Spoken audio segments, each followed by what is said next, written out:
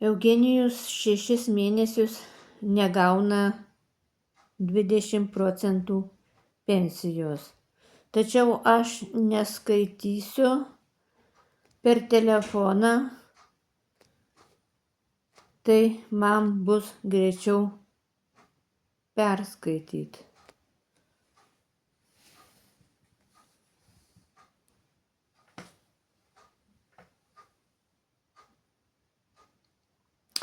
Eugenijus negauna pensijos 20%, kuri priklauso Eugenijui kiekvieną mėnesį pagal įstatymą.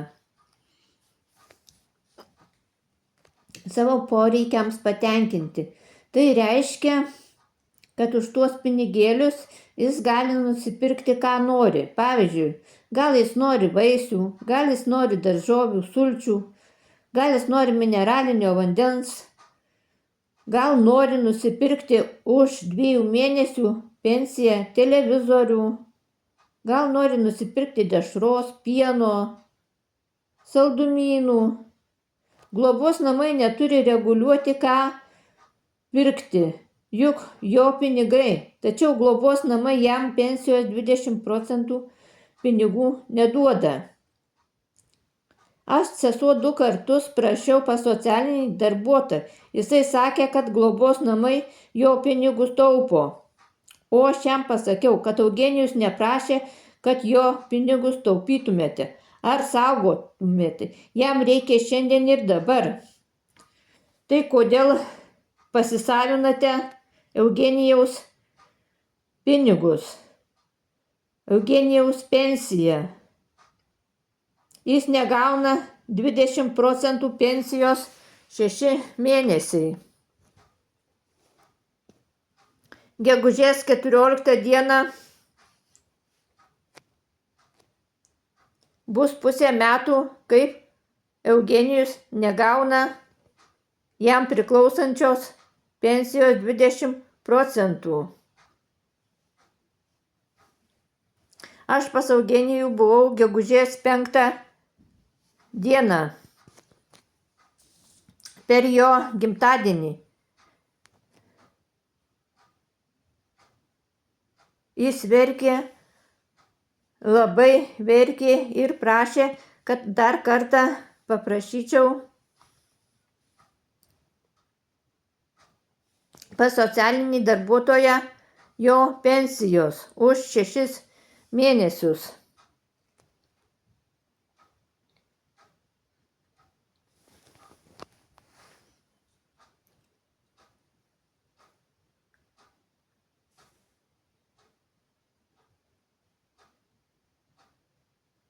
Tačiau nuėjus ir paprašus pas socialinį darbuotoją už 6 mėnesius, jisai pasakė, kad pensija bus atiduota, kad jam ją atiduos. Aš jam pasakiau, jam priklauso kiekvieną mėnesį.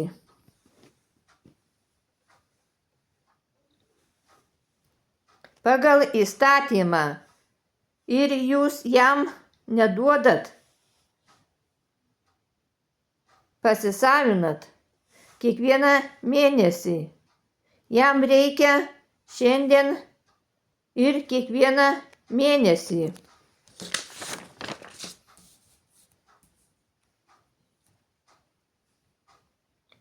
Eugenijus negalėjo nupirkti žvakutės mamos dienos proga ant kapų iš savo pinigų, nes globos namai Genytės neduoda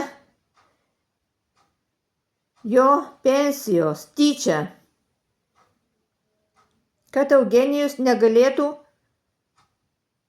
prisidėti prie gėlių puokštės mamos dienai ant kapų, nes Genytės globos namai neduoda pensijos 20% procentų.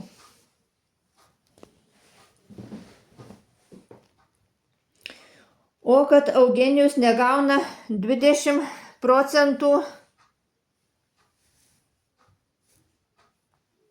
pensijos, tai manau, kad liepė visagalis Nemunaičio seniūnas Avižėnis, nes jis sutvarkė socialiniam paslaugoms dokumentus su pavogtais paso duomenimis, pavogė paso kodą ir sutvarkė dokumentus. Gegužės 5 dieną, kai buvau nuvažiavus pas Eugenijų į Genytės globos namus,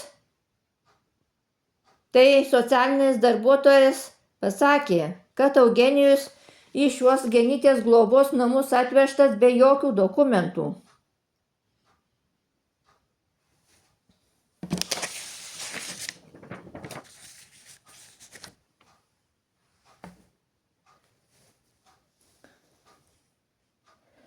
Be paso, be pensininko pažymėjimo, be negalios pažymėjimo. Tai sakau. Taigi ir negalėjo būti šie dokumentai, nes Eugenijus atvežtas su pavogtais paso duomenimis, su pavogtu paso kodu. Tačiau globos namai ir negalėjo jo priimti be jokių dokumentų, nes kaip ir yra rašoma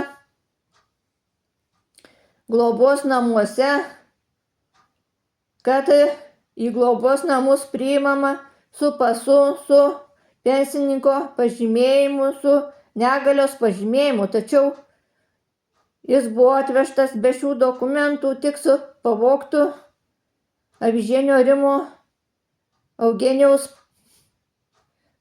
paso kodu.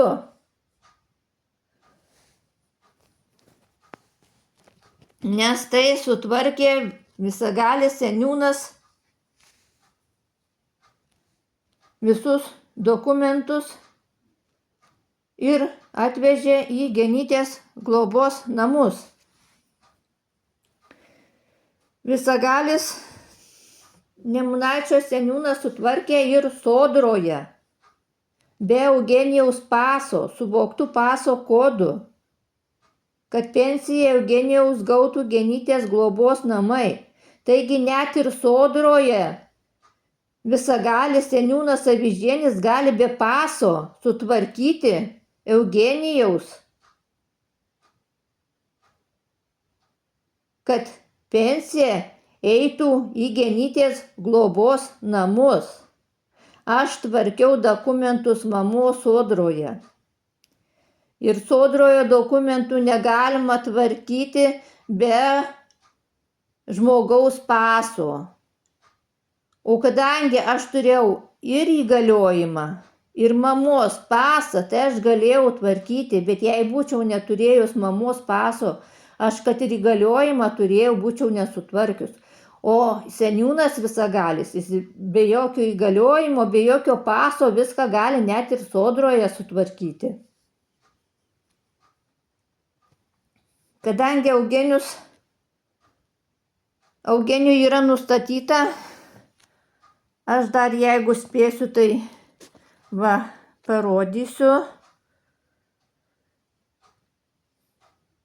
Pirmo lygio individualios pagalbos kompensacijos poreikis, už jį yra skiriama 540 eurų, nes Eugenijui yra nustatyta 10 procentų dalyvumas, o 90 procentų nedalyvum.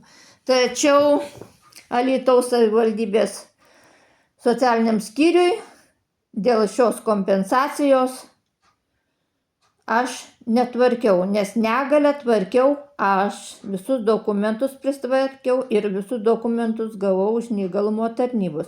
Tačiau matomai ir dėl poreikių kompensacijos Genytės globos namai gauna šią kompensaciją, tai turbūt sutvarkė Avižėnis visagalis, nes jis be paso visur, kur eina, viską gali sudaryti.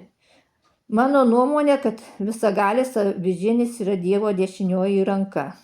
tai ir viską gali sutvarkyti. Čia mano nuomonė. Taip, aš tikiu. Vaizdelių apie avižienį bus labai daug, kadangi skundas paduotas į policiją, tai dabar, žinokit, tų vaizdelių bus į dieną po kelis. Stebėkite, bus daug vaizdelių.